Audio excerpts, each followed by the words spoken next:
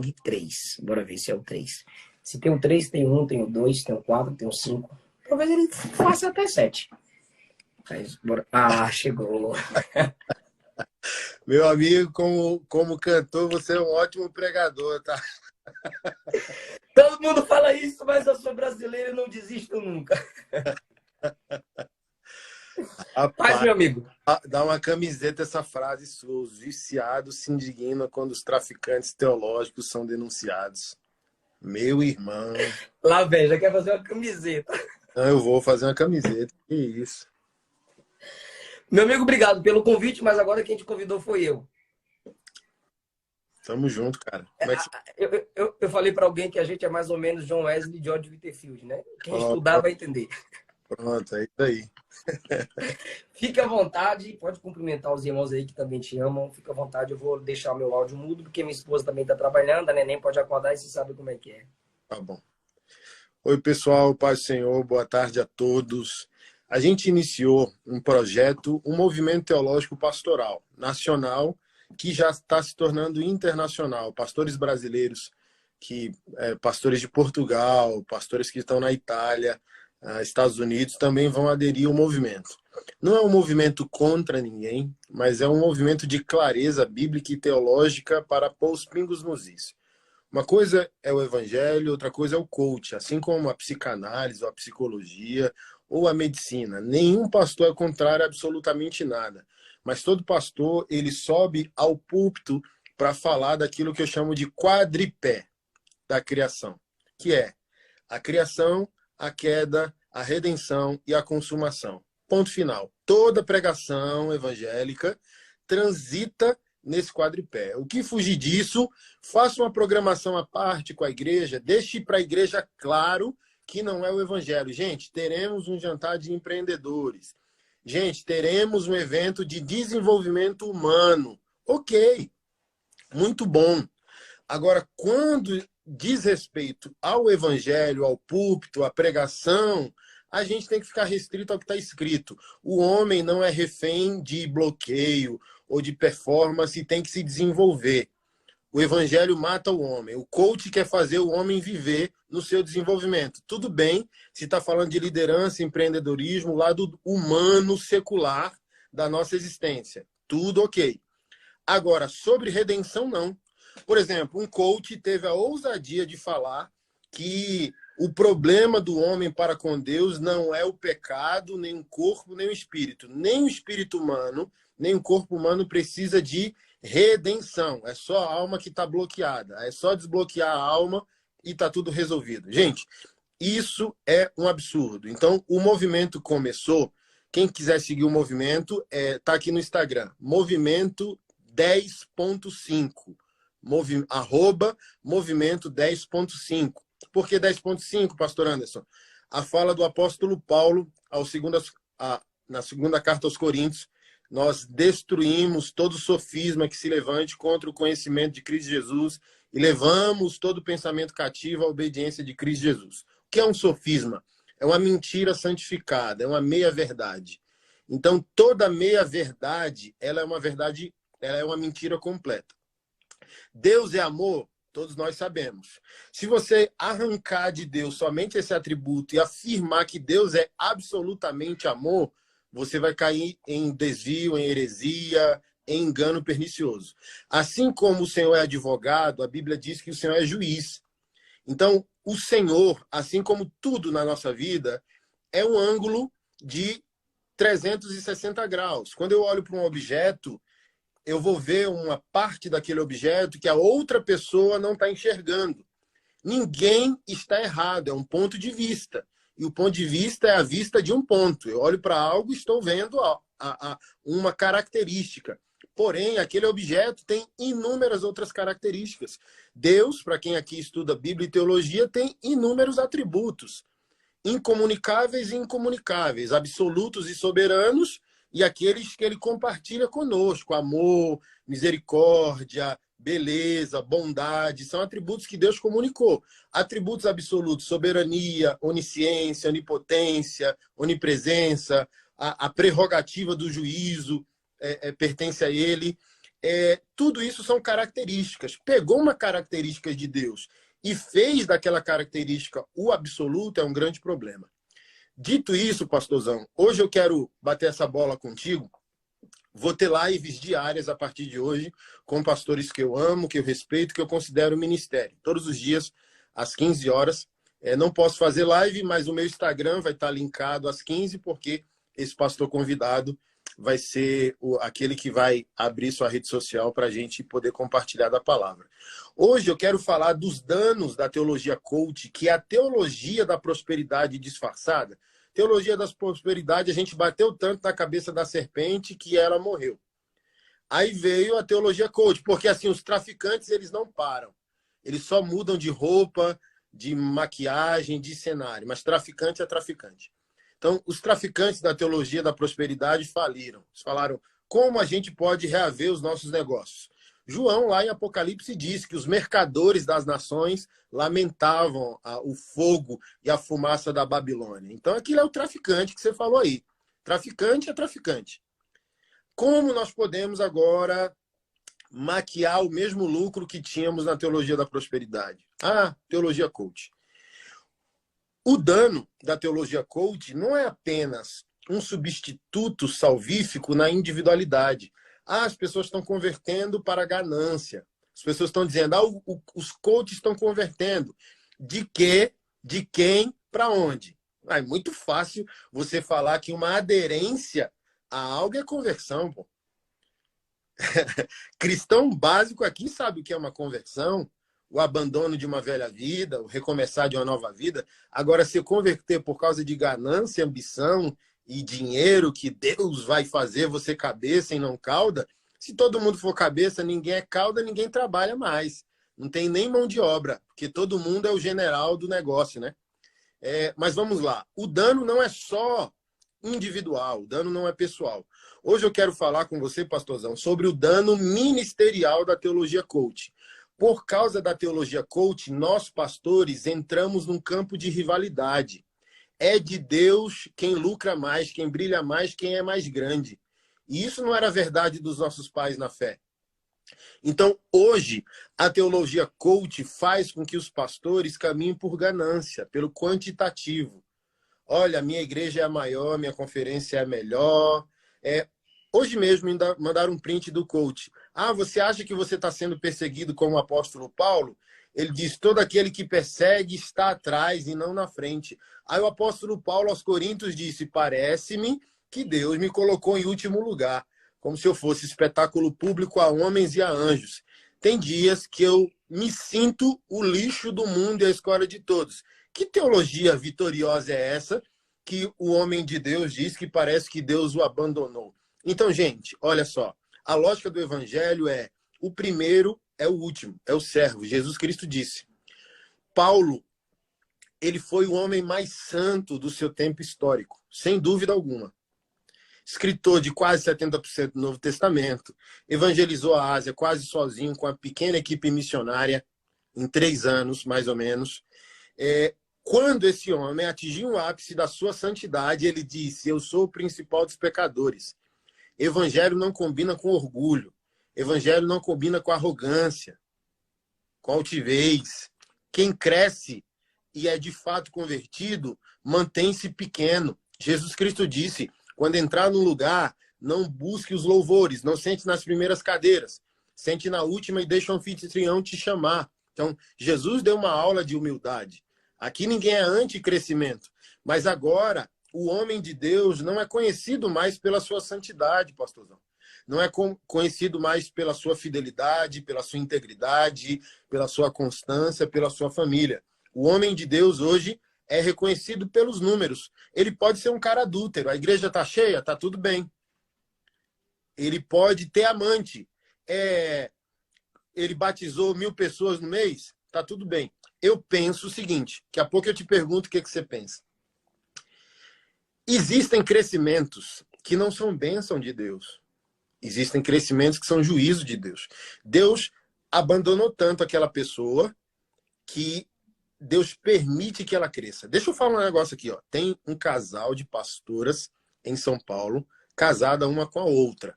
E a igreja só cresce. Um belo dia, há 3 anos atrás, e ela era de muito renome, né, no cenário pentecostal, assembleano e por aí vai. E eu estava lavando louça e a minha esposa disse: olha, o irmão fulano mandou uma mensagem aqui para você de uma pregação que ele quer que você ouça. Aí eu coloquei a pregação para tocar. Quando começou a tocar, eu vi que essa pastora casada com outra mulher. E começou a pregação, falando de santidade, que não podia ir para boate gay, que não podia ouvir Lady Gaga, que tinha que se guardar para o casamento. E eu ouvindo ali, lavando louça. Pastorzão, diante do Espírito Santo. Diante do Espírito Santo. Depois de 10 minutos de pregação, eu fui tomado pela presença do Espírito Santo e comecei a chorar. E eu entrei em crise, porque eu disse: meu Deus, o que está acontecendo? Então a homossexualidade não é pecado? Será que existem realidades que a gente não conhece? Na hora o Espírito Santo me falou assim, ó, de maneira... Aqueles momentos que você percebe que Deus fala quase audível. Aí o Senhor disse bem assim: quem disse que eu estou mandando vocês pagarem um boleto? Eu só dei o dom, pode ir. Tá na hora de cobrar, não. E esse é o perigo, pastorzão. Não está na hora de Deus cobrar o fruto da unção. Pode ir, amigo. Trai a sua esposa meio-dia, à noite você ora pelo enfermo e eu vou curar. Mas está tudo no livro. Está tudo no livro. Quando você chegar diante de mim, você vai puxar uma caderneta dizendo: eu fui o fulano, fui Anderson Silva, tive tantos seguidores, curei tantos enfermos, fiz isso, fiz aquilo outro. Aí o Senhor vai dizer: é mesmo? E as fidelidades primárias aqui? Está no livro. E a sua esposa? Onde que ela está? Então, assim, ó, o Espírito Santo disse, Romanos 11:29, filho. Não lembra, não? Aí eu abri na hora. Sabia de qual, fui confirmar o versículo. O dom e o chamado de Deus são sem arrependimento, irrevogáveis. Deus deu a unção para o Anderson. Deus deu uma unção para o Eliseu. E não precisa prestar conta agora. Não é porque, pastorzão, eu não estou pagando agora que eu não vou pagar. Não é porque você não está pagando agora que você não vai pagar. Não é porque a pastora que casou com outra mulher não está pagando agora, que a igreja está explodindo, crescendo, está famoso, que não vai pagar. Entende? As pessoas perguntam para mim: olha, um monte de igreja inclusiva, igreja homoafetiva, o que o senhor acha disso? Não adianta ter uma igreja que te inclui na terra se o céu é exclusivo. Então, assim, ó, vai chegar lá e vai dizer bem assim: olha, eu era da igreja do pastor Anderson Silva e ele permitiu eu viver esse pecado. Aí o Senhor vai dizer bem assim: Anderson Silva? Hã? Não, não vai, o céu é meu. A eternidade é minha, não é do Anderson. Então, assim, ó, para eu passar a bola para ti, me enche de temor Mateus capítulo 7. E eu vou ler algumas realidades que precisam encher o nosso coração de temor. Gente, evangelho é evangelho e ponto final. A gente não pode ficar agregando novidades em algo que não permite mais inclusões, revisões. O livro sagrado está fechado, a verdade de Deus está exposta e estabelecida. Não tem essa de revelação fresca. Gente, revelação de Deus hoje é para o micro, é para o Anderson, na individualidade dele. Deus é meu pai, ele vai falar comigo. Mas aquilo que Deus falar comigo na minha individualidade não pode ferir o macro. O micro não fere o macro. Qual é o macro? A palavra sagrada, a santidade, a igreja, a pregação e a evangelização. Não tem nada novo. É 21 séculos de igreja além de Israel. Nada novo. Se os profetas não falaram, se os apóstolos não falaram e se os reformadores não relembraram o que os apóstolos, os profetas e Jesus disse, joga fora. Não tem essa de revelação fresca, não tem essa que o nome de Jesus mudou, que a igreja tem que mudar, que a igreja tem que revisar suas doutrinas. Não. É o que está escrito e ponto final. Não tem que inventar a roda. Zé, fini. Olha o que está escrito. Entrai pela porta estreita. Mateus 7:13. Largue a porta, espaçoso caminho que conduz para a perdição, e são muitos os que entram por ela. Primeiro parêntese. Não há conversão confortável. Não há conversão mamão com açúcar. É um Deus santo chamando pecadores ao arrependimento. Não tem negociação. Verso 14. Porque estreita é a porta e apertado o caminho que conduz para a vida. E são poucos que se acertam com ela. Ou seja, tem que acertar, tem que fazer cálculo para poder entrar. Verso 15. Acautelai-vos dos falsos profetas, que se apresentam disfarçados em ovelhas, mas por dentro são lobos roubadores. O falso profeta é uma ovelha disfarçada, então ele está sorrindo, ele não está gritando. Mas por dentro são lobos roubadores. O propósito do falso profeta é drenar por dentro. Para mim é o pior tipo de apostasia. O pior tipo de apostasia para mim não é do desigrejado que foi embora. É do falso que ficou e quer drenar os nossos valores. Quer drenar as nossas doutrinas, quer drenar a nossa santidade. Verso 16. Pelos seus frutos os conhecereis. Colhem-se, porventura, uvas dos espinheiros ou figos dos abrolhos? Assim toda árvore boa produz frutos bons, porém a árvore má produz frutos maus. Não pode a árvore boa produzir frutos maus, nem a árvore má produzir frutos bons. Toda árvore que não produz fruto bom é cortada e lançada ao fogo. Parêntese. Aí vem os viciados dizendo: mas está dando fruto. O que é fruto, querido? Deixa eu deixar algo claro para você. Fruto e resultado não são a mesma coisa. O que é um resultado? É uma consequência sem as características do reino de Deus e sem o caráter de Jesus. O que é um fruto? Um fruto é um resultado acompanhado dos valores do reino de Deus e do caráter de Jesus. Essa é a diferença. Não é porque está dando certo que é certo. E onde que se prova? Naquilo que é dito por Jesus. Verso 21. Nem todo que me diz Senhor, Senhor entrará no reino dos céus, mas aquele que faz a vontade do meu Pai que está nos céus. Muitos naquele dia me dirão: Senhor, Senhor, porventura não temos nós profetizados em teu nome, e em teu nome não expelimos demônios, e em teu nome não fizemos muitos milagres? O que é isso, gente, no verso 22? Resultado. Então, olha só, olha o perigo que está escrito aqui nas palavras de Jesus. Você pode ser usado ao mesmo tempo que não é aprovado. Mesmo que ser aprovado. Porque usado até o jumento foi, na Bíblia. Então, ser usado não define que Deus nos aprova. Isso aqui é muito sério. Então, a gente apresentou números ao Senhor. Converti, batizei, curei, expulsei demônios. Eu dei números, eu dei resultado. Que é o problema da teologia coach. Se tem resultado é de Deus. Não, gente. Não. A gente está num tempo onde vocês validam o pregador pelos likes. Olha, se ele tem 100 mil seguidores, ele é de Deus. Não, gente, olha só. Deixa eu falar. É Jesus chegando em Gadara e perguntando pela identidade. O diabo, ele tem terça parte dos anjos, mas continua sendo um demônio. Pronto, fechou. Se o resultado é a aprovação de Deus, o diabo tem terça parte dos anjos, mas continua demônio. Resultado não é fruto, porque fruto é o resultado acompanhado de caráter, de mudança, de santidade, de humildade, de simplicidade. Seja um cara bilionário.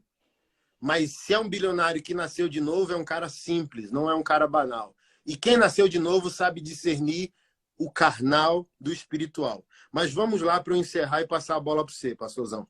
Senhor, não fomos um teu nome que apresentou os números. Verso 23. Então lhes direi explicitamente: nunca vos conheci. Apartai-vos de mim, vós que praticais a iniquidade. E para mim, o que é iniquidade, pastorzão? Iniquidade é diferente de pecado. Iniquidade é um versículo bíblico tentando santificar um oceano de mentiras. Iniquidade é uma maldade santificada do crente. Ele sabe que é mentira, ele sabe que é engano e ele sabe que é pecado. Mas ele bota uma cerejinha num bolo de cocô. Desculpa usar esses termos. sabe? Pecado consciente. Ele faz um bolo de cocô, um bolo de lama e bota um versículo em cima. Olha, eu estou defraudando a igreja. Eu estou enganando as pessoas para ter lucro. Não, mas aqui eu coloquei um versículo em cima. Isso é uma maldade. Isso é uma iniquidade. Então, Senhor, no teu nome curamos, batizamos, expulsamos demônios e curamos enfermos? Não, não te conheço. Você pratica a iniquidade, que é uma maldade santificada. É a diferença para mim. Pecado é aquilo que a ignorância evangélica na infância, a ignorância do ímpio comete. É um pecado. O crente já conhecedor, membro de uma igreja, sujeito a uma liderança, com acesso à palavra sagrada, mesmo assim, ele continua enganando e enganado. Foi que Paulo falou a Timóteo, olha, tem um grupo de mulheres carregadas de pecado, convencidas por falsos ensinos, que sempre ouvem, mas nunca chegam ao conhecimento da verdade. Então, assim, ó, você pode ser evangélico e não ser cristão.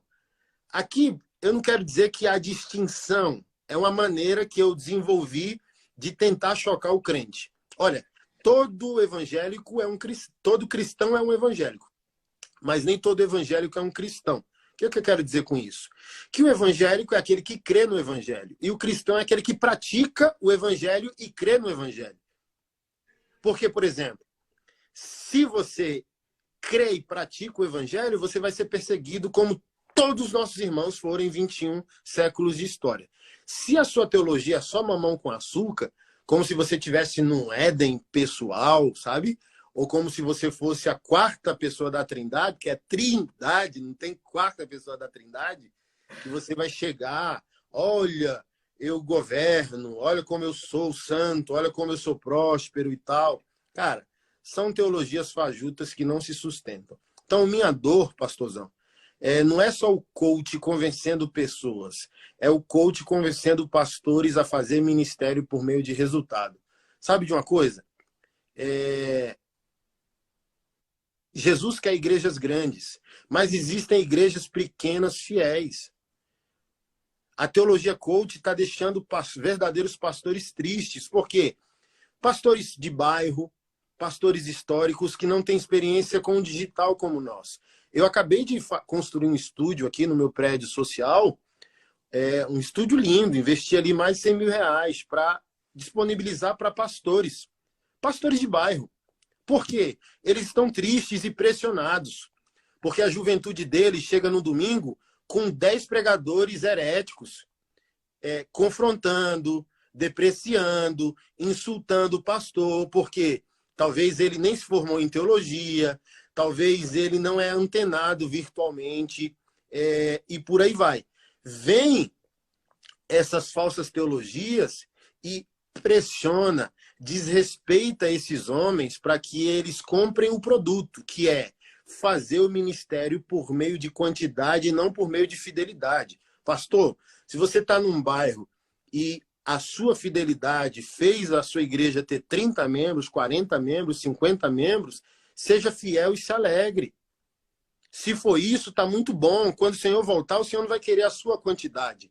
O Senhor vai querer a sua fidelidade.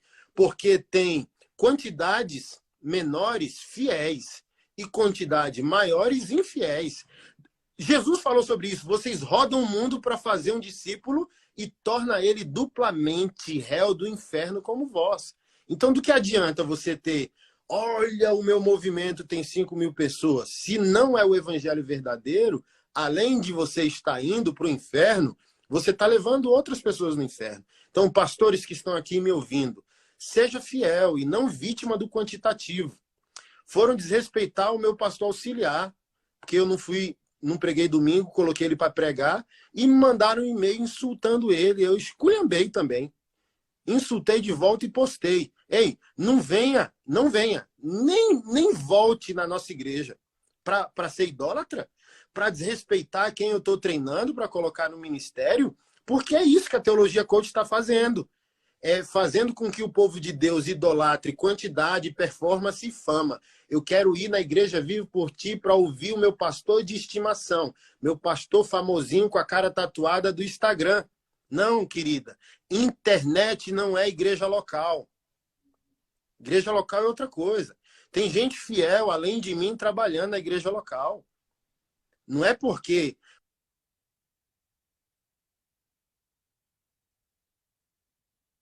para você, para te mimar, para te dengar. Então, isso é muito doloroso, porque os homens fiéis de Deus estão sendo esculhambados para dizer, olha, pinta a igreja de preto, bota um LED, põe fumaça, baixa o padrão da doutrina, fale menos de doutrina e mais de felicidade, e a sua igreja vai crescer. Não necessariamente. Tem pastores e pastores, tem pastores que vão falar de felicidade. Se falar biblicamente, está tudo jóia. Tem pastor que vai falar de amor, se estiver na Bíblia, tá ok. Vai ter pastor que... Qual é a sua porção teológica, doutrinária? É para falar de quê? Não ceda. Não ceda ao status, não negocie com a cultura, não se dobre a uma teologia coach que quer celebrar performance e não fidelidade. É isso aí. Pastor, falando desses pastores entristecidos por causa da numerolatria, porque eu já indiquei pregadores aqui para amigos. Aquele cara que você me indicou tem 30 mil seguidores, pastor. Aquele cara que você me indicou tem 12 mil seguidores, pastor. Seguidor, no singular. Oi, queridão. O cara é pastor de igreja. O cara tem cheiro de ovelha. Né? Me dá um cara com mais pedigree. O cara tem cheiro de ovelha. Irmão, é Jesus chegando em Gadara. Qual o seu nome? Somos muitos. Eu não perguntei por quantidade, eu perguntei por identidade. Qual o seu nome? Somos muitos. Eita! Tá, eu quero que você pregue. Cadê o resultado? Jeremias pregou 40 anos e foi todo mundo para o cativeiro. É como se eu ou você pregasse, pastor, e fosse todo mundo para o inferno. Então, o ministério de Jeremias seria um fracasso. Moisés desobedeceu a Deus e teve resultado. Fala com a rocha, fere a rocha, sai a água. Olha aí, Moisés desobedeceu, mas teve resultado. Aquilo que faz com que Moisés seja honrado diante do povo, por causa do resultado, foi um impedimento para que ele entrasse na terra. Eita. Não é resultado, Moisés, é fidelidade a mim. Eu não estou dizendo que a palavra não tem resultado, mas eu não devo submeter a mensagem aos resultados. Se a palavra é espada, é claro que ela vai ferir. Se ela é fogo, é claro que ela vai queimar. Se ela é alimento, é claro que ela vai alimentar. Se ela é semente incorruptível, ela vai gerar vida, como diz Pedro, ela vai regenerar. Ela se garantir, não meu marketing, não minha performance. Eu gostei que o convite é pastores, coach, não é evangelho. Pastores, abram os olhos. Vocês estão cedendo seus púlpitos para que os homens preguem aquilo que você nunca pregou. E como o pastor que fez que estudou o evangelho para pregar o evangelho, deixa quem não prega o evangelho subir no seu púlpito. Então, no nosso banner aqui, pastor Anderson, sempre vem os viciados defender seus traficantes. Então, eu preciso fazer algumas considerações aqui. O que você falou que é interessante. Primeiro, entrou um rapaz aqui chamado Franklin Ferreira. O cara tinha que honrar esse nome, né? O Franklin Ferreira é um grande teólogo no Brasil. Aí já chegou mandando nós dois pregar as boas novas. Meu irmão, ele abriu Mateus 7. O que a maioria desses coaches que sobem em nossos púlpitos não fazem é abrir a Bíblia nas pregações de Jesus. Gostam de pregar o que Jesus fez, mas não gostam de pregar o que Jesus pregou, porque se chegar na parte do adultério, ele é adúltero. Se chegar na parte do falso profeta, ele é falso profeta, ele vai ter que pular aquilo ali. Se chegar na parte do inferno, ele não crê no inferno, ele não vai pregar inferno. E Jesus foi o pregador que mais pregou sobre inferno. Então os caras não pregam o que Jesus pregou, pastor. Esse é um dos métodos de discernirmos o falso evangelho ou o falso pregador. Ele não prega o que Jesus pregou, ele não prega nas cartas. Ele tem uma visão moralista dos textos. Ele prega sobre a santidade de José, a santidade de Daniel, durante 1 hora. E no final, se fizer o apelo, que essa expressão tem que ser explicada, e eu fiz um vídeo sobre isso, mas se disser assim, quem quer se entregar para Jesus? Cara, você pregou 1 hora sobre Salomão, sobre a riqueza de Salomão. Você pregou 1 hora sobre a prosperidade de Daniel e de José. Então chama as pessoas para citar Daniel ou José e não Jesus, porque você não falou de Jesus. Porque, pastor, se o cara não segue a regra, criação, queda, redenção, glorificação, ele não vai ver Jesus no texto. Não estou falando de cristonomismo. Eu estou falando é o seguinte, José foi... Pastor, não tem pecado na história de José. Foi o cara. Seja obediente como José, que você vai acabar no palácio. Espera aí. José é caído como todo homem. Romanos 3 e Romanos 7. Ah, mas não está escrito no Antigo Testamento o pecado de José. Mas está escrito em Romanos 2, 3, 7, que todos pecaram, todos caíram e destituídos estão da glória de Deus. Segundo, como é que o Novo Testamento interpreta a história de José? Hebreus 11. Pela fé, pela fé, pela fé. E a fé de José não é conectada ao palácio. A fé de José é conectada aos ossos. Quando Hebreus 11 fala da fé de José, se foi pela fé, não foi por ele, foi pela graça. Segundo, a fé conecta, Hebreus conecta a fé de José ao osso. Ele diz assim, Deus vai cumprir o que disse. Não deixem meus ossos aqui. Eu vou morrer. Eu vou estar na fraqueza. Meus ossos estarão preservados. Carreguem. Ou seja, a fé em Hebreus 11, Novo Testamento, interpretando José, conecta a fé ao osso, à morte e à fidelidade na palavra de Deus, não ao sucesso. Então, o coach no púlpito, eu estou falando de coach no púlpito, o pastor já deu uma introdução maravilhosa, porque o coach pode ser tudo para muitos. Mas pregador do evangelho no púlpito, tirando o evangelho para te dar aula de motivação, está errado, é antibíblico, a Bíblia não aprova, nem o evangelho aprova, nem a gente aprova. Então, quais são as considerações iniciais que eu quero falar aqui? Combater heresia é necessário na pregação do evangelho. Por quê? Pastor, porque a maioria de quem comenta assim no nosso Instagram, e eu respondo, quando tem um tempo, eu respondo.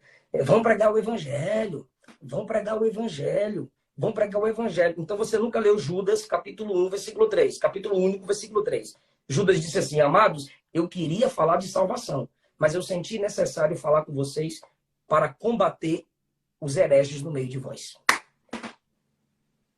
Judas está dizendo, eu queria falar sobre salvação, mas é necessário ensinar vocês a combater aqueles que estão promulgando uma falsa fé, aqueles que estão negando o único soberano Senhor Jesus.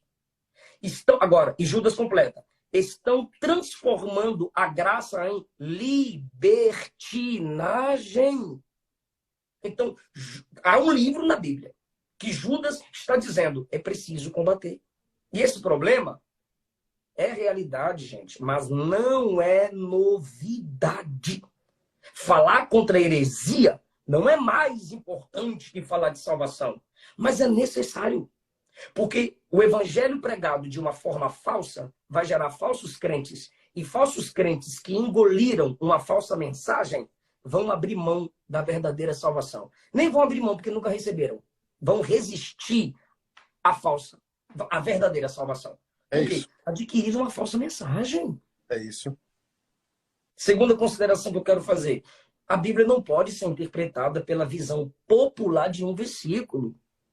Um versículo não pode ser a cereja nas desgraças que você gera nas redes sociais ou na sua pregação.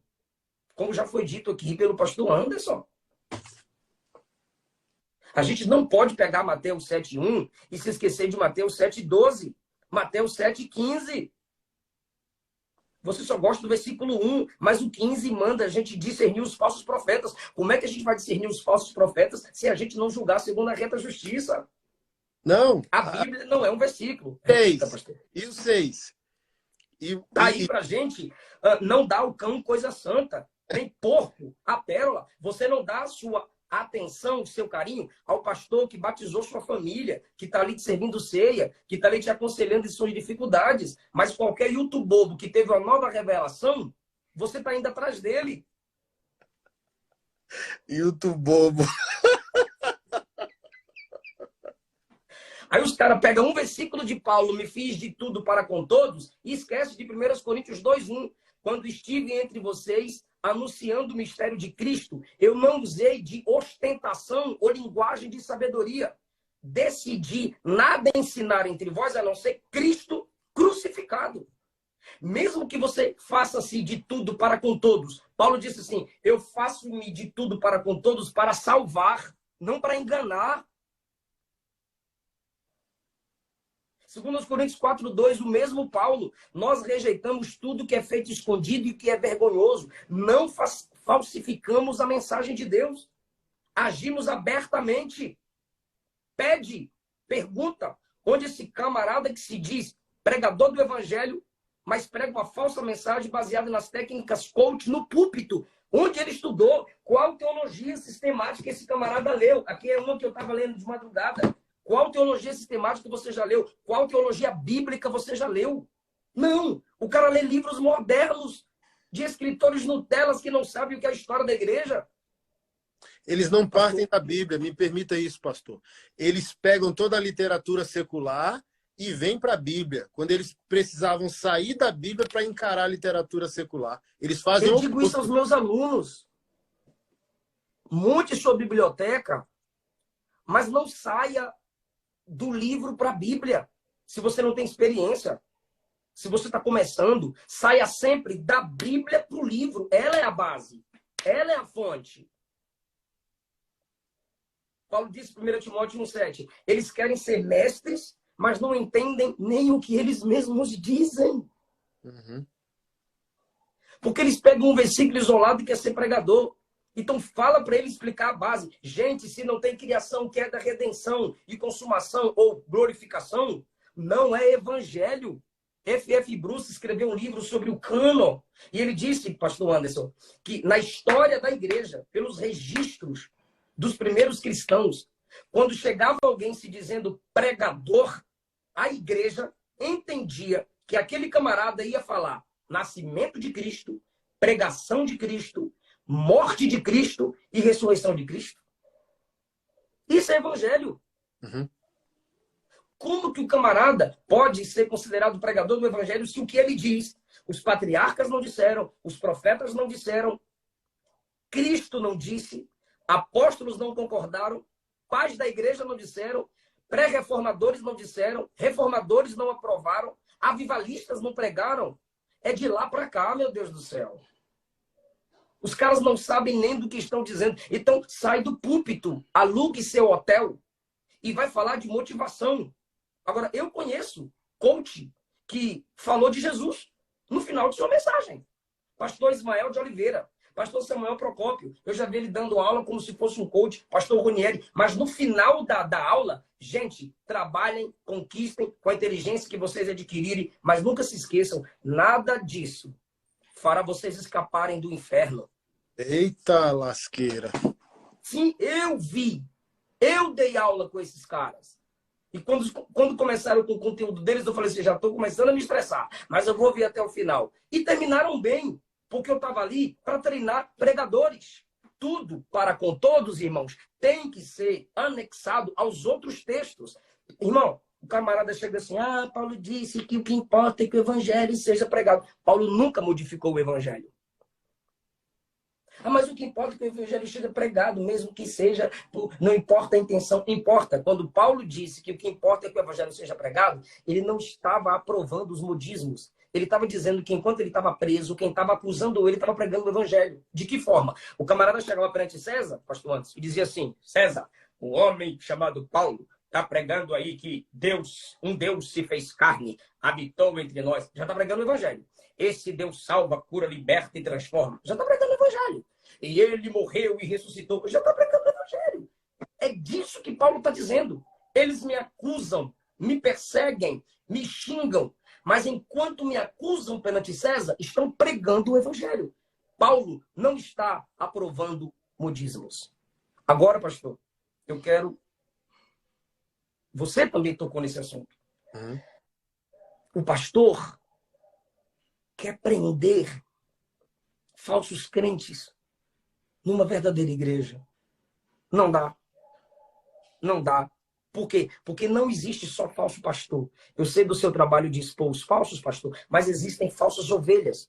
Enquanto Mateus capítulo 7 fala de falso profeta, João capítulo 10, Jesus disse assim: minhas ovelhas conhecem a minha voz. Se o tipo de mensagem que você que se diz ovelha ouve colide com o evangelho de Cristo, então você também é uma ovelha disfarçada entre nós. Você é um lobo disfarçado de ovelha entre nós. Por quê? Isaías, capítulo 30, versículo 9, está escrito assim. O próprio Deus diz, o meu povo é rebelde. Filhos, é filho, mas são mentirosos. Filhos que não querem ouvir a lei de Deus. E eles, a igreja, eles, os compradores, eles, os viciados, eles, os defensores de seus traficantes, eles, os cobiçadores, eles, os amantes do dinheiro, dizem aos videntes e aos profetas, não profetizem para nós o que é reto. Nos digam apenas o que é aprazível. É Êxodo capítulo 20. O povo disse para Moisés, fale tu conosco e não Deus. É Deus chamando Samuel e Samuel correndo atrás de Eli. Por quê? Porque Samuel é menino. Então querem ouvir homens, não querem ouvir Deus. Nesse livro aqui, ó, não sei se o senhor tem, Alistair McGrath, ele diz que heresia... Tem o outro dele. Ele diz assim, heresia é uma doutrina que destrói, desestabiliza ou distorce o mistério do evangelho ao invés de preservar. Meu Deus. E a heresia, diz ele, pode ser cometida por falta de conhecimento ou extrapolação do conhecimento. Como diz um pastor César, esqueci o sobrenome dele. É uns pregadores que têm visão Thundercat. A visão dele vai além do normal. A visão dele vai além da visão dos apóstolos, dos reformadores, dos pais da igreja. Então, partindo para o nosso tema, a gente está dentro do tema, claro, é só a pessoa estar ligada. Em muitos púlpitos, Deus está parecendo mais um adolescente apaixonado do que um senhor soberano, conforme diz o pastor Pedro Pamplona. Meu Deus. Deus está sendo apresentado como um adolescentezinho apaixonado. Me adore, me glorifique, senão eu fico triste. Vem para mim, porque se você não me ajudar, eu não consigo. Para de graça, irmão. Os camaradas estão afirmando que Deus não decreta nada, apenas faz planos.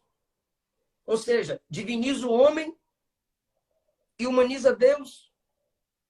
Para responsabilizar o homem, a gente não precisa anular a soberania de Deus. É uma pregação que foca no meu poder de destravar destino, me tornando como digno de avançar, de crescer, de prosperar e de vencer. Isso é pelagianismo. O pelagiano, ele humilha a soberania de Deus e eleva a capacidade da responsabilidade humana, como também o hipercalvinismo anula a responsabilidade humana e exalta por demais a soberania de Deus na evangelização. Tem que ter um equilíbrio. O problema está na pendência. A Bíblia não tem dificuldade, pastor, em mostrar a soberania de Deus e a responsabilidade humana. Lucas 19, soberanamente Jesus entrou em Jericó. Soberanamente Jesus parou debaixo da árvore. Soberanamente Jesus chamou Zaqueu. Soberanamente Jesus se ofereceu para entrar na casa dele. Ok. E a responsabilidade de Zaqueu? Ele vê Jesus, ele corre, ele sobe na árvore, ele desce da árvore, ele recebe Jesus em casa. Tá aqui. Meu Deus, é cada comentário engraçado que essa eu não aguentei. Povo é doido. Vitor Azevedo pediu para cagar e saiu da live. Os caras não lêem Bíblia, moço. Dá vontade de rir mesmo. Como o Paulo disse de novo, eles não sabem do que eles falam. Ai, meu Deus do céu, meu Deus, meu Deus. Pastor, falando das falsas ovelhas, eu tive uma experiência há 5 anos atrás que eu determinei, assim como existe o abandono intelectual de Deus, Romanos 1, 29, 28, Deus abandonou a disposição mental reprovável. Cara, eu sou o tipo de pastor que hoje em dia eu não pago preço mais não, se eu não vejo os sinais de uma fé triunfante, vibrante, pertencente ao reino de Deus. E baseado nessas experiências que eu tive, esses lobos esmiscuídos entre o povo de Deus, que acha que frequentar a igreja é ser a noiva de Cristo, eu desenvolvi uma frase seguinte: tentar discipular quem Jesus não converteu é o mesmo que tentar ensinar um peixe a nadar. Só vai te matar de estresse. Então, pastores que estão ouvindo, sejam tão sérios, bíblicos e santificados, que também vocês não vão aceitar qualquer desmando de ovelha. Perguntaram esse dia para mim na caixinha de pergunta do Instagram: olha, meu pastor entrou em contato cobrando dízimo, tá certo? Aí eu respondi o seguinte: tem falsos pastores querendo fazer dinheiro fácil com o rebanho de Cristo, mas tem rebanho falso, crente sem vergonha, que abandona pastores verdadeiros. E abandona ao ponto desses pastores arcarem com os custos estruturais do ministério sozinho. Então, assim, ó, gente, eu não dou minha vida para peixe com asa, não. Peixe não voa, irmão. Assim, ó, é igual fala, conversa com a minha esposa, com o meu marido, ele vai mudar. Querida, se já é crente há 2 anos e Jesus não mudou, não põe essa pressão em mim, não. Não se empolga. A gente está falando muito verdadeiramente dos falsos mestres. Mas a gente não está falando muito dos falsos cristãos, não. Por quê, pastorzão? Pois é. O IBGE fala que já são mais de 50 milhões de evangélicos para 212 milhões de habitantes no país. Ou seja, se é convertido, a luta é igual os espartanos. É 3 inimigos, 3 incrédulos para um crente. Eu tenho 4 filhos e uma esposa. Já passei a minha meta. Então, assim, ó, o que eu quero dizer com isso? É que o sal perdeu o sabor, o sal está inútil. Então, assim, a gente está falando falso mestre, falso mestre, falso mestre. Mas o que Paul Washer disse? O falso profeta é o castigo de Deus ao falso cristão. E ambos fazem intercâmbio. É o cliente e o traficante, como você falou, é o viciado e o traficante. O cara finge que é pastor, você finge que é ovelha. E um fica alimentando o ecossistema do outro. É lamentável. Meu amigo, homens ricos, com uma boa oratória e saudáveis, não têm a noção que um leproso, corpo despedaçado, teve diante de Jesus. Sabe o que o leproso disse em Lucas 8? Senhor, se tu quiseres, tu podes. Acabou. Não é você quem manda, não é você quem controla. Ele não escreveu a história com lápis e te deu borracha coisa nenhuma. Se tu quiseres, tu podes. Eu não duvido do seu poder, mas eu duvido do seu querer. É a sua vontade que prevalece e não a minha. É isso. Para mim acabou por aqui que eu já estou suando de nervoso. Eu vou ter que correr, eu só queria fazer uma última consideração, para você fazer a sua e a gente finalizar. Essas pessoas que partem do pressuposto, pegue a boa nova, pregue o evangelho. Lindão, vocês que falam isso, é a mesma geração Nutella do não julgueis. Mateus 7,1 diz não julgueis. Mateus 7,6, Jesus que diz para você não julgar no 1, chama seres humanos de porcos e cachorros. Então Jesus é bipolar? Ou seja, você não entendeu o que ele quis dizer sobre o não julgueis. Então, assim, ó, nós não podemos pregar a verdade sem que ela colida com a mentira. O apóstolo Paulo deu inúmeras recomendações a Timóteo e a Tito, dizendo: esses facciosos, hereges, esses judaizantes que querem Jesus e um pouquinho da lei, é necessário fazê-los calar. Então, não tem a pregação da verdade sem a colisão com a mentira. Mas vamos lá, como vocês são fofinhos, a gente tem que desenhar para vocês não se ofenderem. Evangelho significa boa nova. Boa nova significa boa notícia. O contexto teológico clássico da maioria de nós, teólogos, é que o sentido boa nova é o sentido no contexto guerra. É como se um mensageiro chegasse no campo de batalha e gritasse aos soldados: a guerra acabou. Esse é o sentido de boa nova. Ou seja, não existe boa notícia antes de existir uma má. para eu entender que o evangelho é boa notícia, eu tenho que perguntar qual é a má notícia? Qual é a má? Qual é a ofensa? Notícia é que Jesus não te livrou do inferno apenas e nem do diabo. Jesus te livrou dele mesmo. Quem é o diabo perto de Jesus? É uma moça debutante com 15 anos vestida de rosa. O diabo não é atormentador do inferno. O diabo não vai atormentar ninguém no inferno. O diabo não criou o inferno, foi Deus quem criou. E para piorar, o texto evangelístico do versículo mais conhecido da Bíblia para eu finalizar. E você parar de romance e parar de ficar ouvindo bobeira em YouTube, de pastores sem uma Bíblia na mão.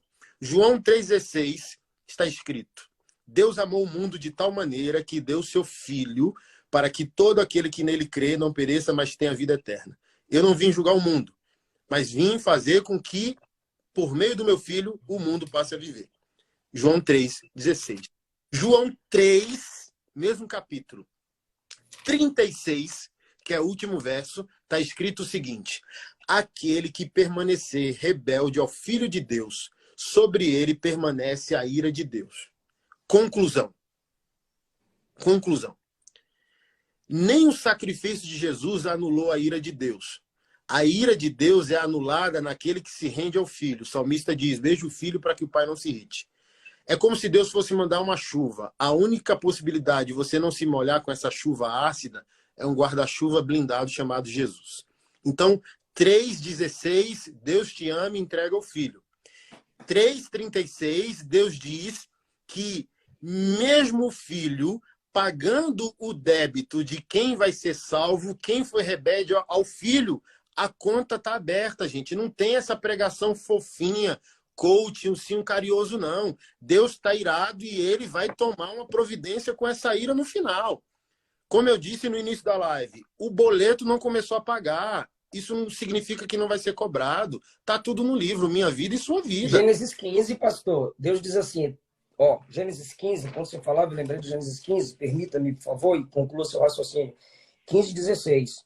Deus estava falando a Abraão que a sua descendência sofreria no Egito, mas Deus iria julgar a gente que humilhasse o povo dele. Aí no versículo 16, a quarta geração tornará para cá. Está falando dos 400 anos. Porque a medida da injustiça dos amorreus ainda não está cheia. Vai pecando e vai crescendo, vai multiplicando. Mas tem a medida, deixa encher. Jesus Cristo. Então, gente, aqui eu encerro por aqui. Que Deus possa nos encher de temor. Eu sou de um tempo e tudo aquilo, quem conhece meu ministério. Pastor Anderson, de vez em quando eu vejo ser bravo. Como que não fica bravo, moço? Olha o que estão fazendo com a glória do nosso Senhor. Lutero disse assim, ó, eu sou um cachorro vira-lata, como que eu não vou latir ao ver o meu dono atacado? Então, assim, ó, gente, os nossos descontroles, às vezes, como homem de Deus, é que, assim, a gente ainda converteu num tempo de temor, um tempo de seriedade, um tempo que se respeitava o sagrado, irmão. Então, olha que coisa maluca que aconteceu através da minha vida. Eu sou um cara com a embalagem errada, o conteúdo certo. Assim, ó, é muita vergonha da parte de Deus esfregar a cara de alguns de vocês. Eu sou pastor sem cara de pastor, confrontando o pastor como o pastor deveria proceder. Isso não está certo. Há 30 anos atrás, pastorzão, você há de concordar comigo, eu não seria pastor. E por que eu sou pastor do jeito que eu sou? Duas coisas. O mundo evoluiu, obviamente, a gente está no mundo moderno, mas eu não vejo por essa perspectiva. Qual a perspectiva que eu vejo? A profecia lá de Jesus, as palavras de Jesus se cumpriu. Jesus mandou o servo ir buscar os convidados para a festa. Não quiseram vir. Estavam viajando, fazendo negócio e por aí vai. O Senhor falou, vai em todo beco, esquina, encruzilhada, e force as pessoas a virem. Dê um banho e vista uma nova roupa. Foi o que aconteceu comigo. Eu fui achado por aí sem interesse nenhum no sagrado. Mas, gente, por que eu sou radical? Porque eu estava, irmão, transando, usando droga, fumando maconha e a graça do Senhor me alcançou. Eu não vou aceitar me converter, vir para um projeto sagrado, de um Deus sagrado, de uma família sagrada que é a igreja, e ver um monte de bagunceiro, irmão. Bagunçar algo que mudou minha vida, mudou a vida de pessoas que eu conheço. Não vou permitir. Não vou permitir. Eu sou, irmão, um cachorrinho de Jesus. Como o jumentinho lá, a dignidade do jumento foi que Jesus subiu nele. A minha dignidade vira-lata é que Jesus está na minha vida. Mudou minha vida. Você acha que eu vou deixar aquele Deus santo, perfeito, maravilhoso que mudou minha vida ser atacado por aqueles que deveriam proteger a sua glória? Ser o amigo do noivo, de proteger a sua noiva, preparar a sua noiva como João Batista preparou para o dia do casamento?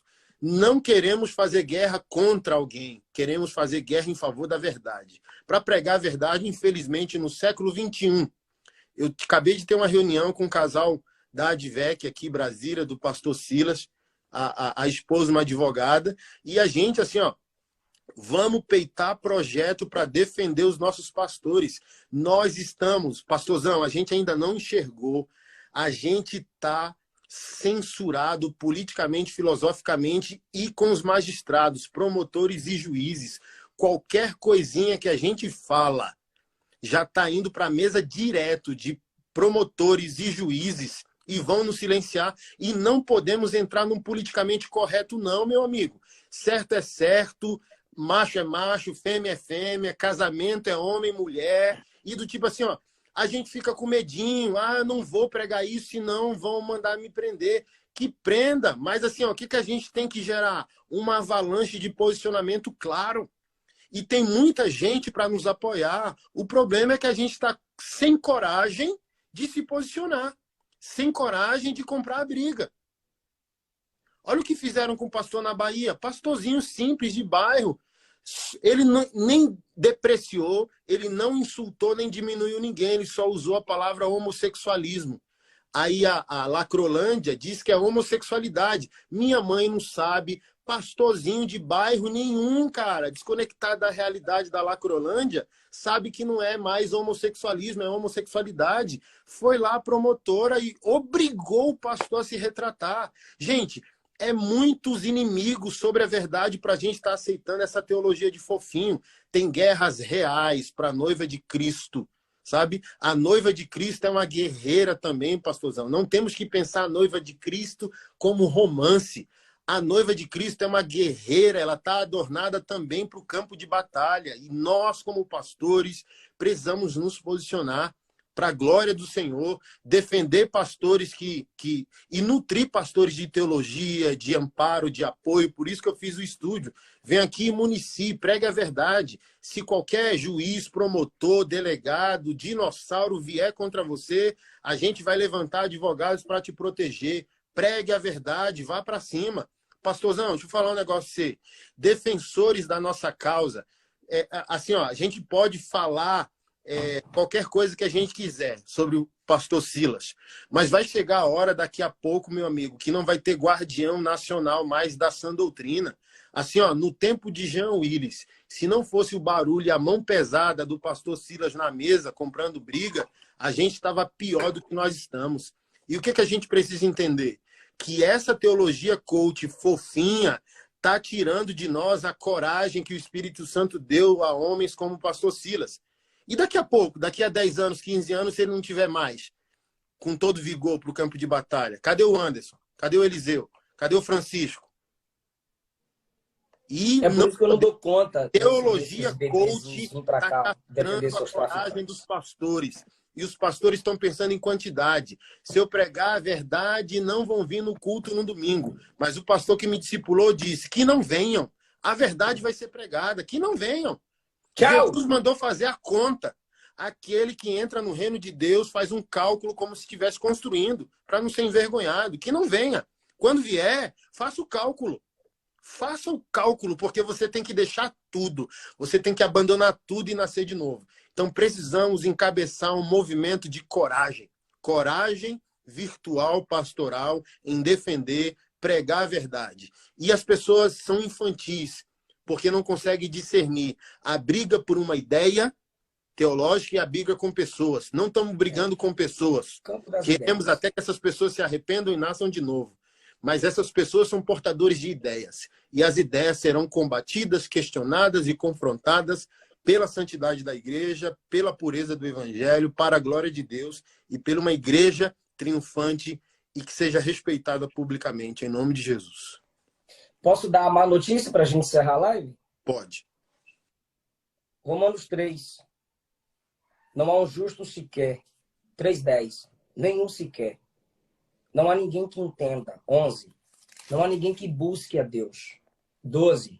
Todos se extraviaram e juntamente se fizeram inúteis. 13. Sua garganta é sepulcro aberto. Sua língua trata enganosamente.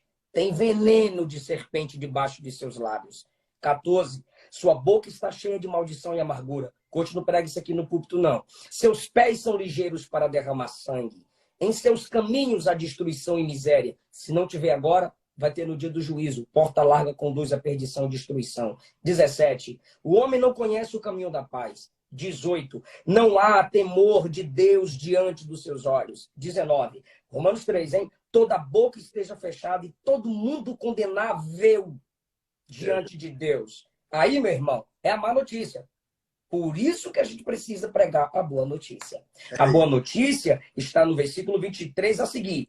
Ainda tem a má aqui, ó. Todos os pecados destituídos estão da glória. Aí vem a nova, a boa. Sendo justificados gratuitamente pela sua graça, pela redenção que é em Cristo Jesus, ao qual Deus propôs para propiciação pela fé no seu sangue, para demonstrar sua justiça pela remissão dos pecados dantes cometidos, debaixo da paciência de Deus, para demonstrar sua justiça nesse tempo presente, para que ele seja justo e justificador de quem tem fé em Jesus. A boa notícia só é boa quando você reconhece que você é pobre, cego, miserável, nu, depravado, dependente da graça. Agora, se você faz parte de uma multidão que aplaude o coach que desce tirando onda, é aplaudido com aquela voz fina, com o sibilar da serpente, esse evangelho fofinho, e você sai de lá e estou emocionada. Você ama a sua cobiça. Você não ama Jesus. Se essa mensagem não te humilha, você não conheceu o evangelho. A igreja precisa despertar, pastor. Isso. Meu aleluiado preferido, um cheiro no cangote. Obrigado por esse momento. Tamo junto e vamos pra cima. Cara de tatuado mandando beijo, ó. Cara tatuado. Assim, ó, o povo me acha bravo, mas eu sou uma manteiga derretida no seu cuscuz quentinho. Abraço, vou deixar salvo, você pega e põe lá. Tá bom, nego. Tamo junto. Meus irmãos, um grande abraço. Os pastores que nos ouvem, coragem, meus amados. Os tempos são maus. Não ceda à moda, não ceda à cultura. Resista, que a igreja precisa da nossa coragem. A igreja dos nossos netos precisa da nossa coragem.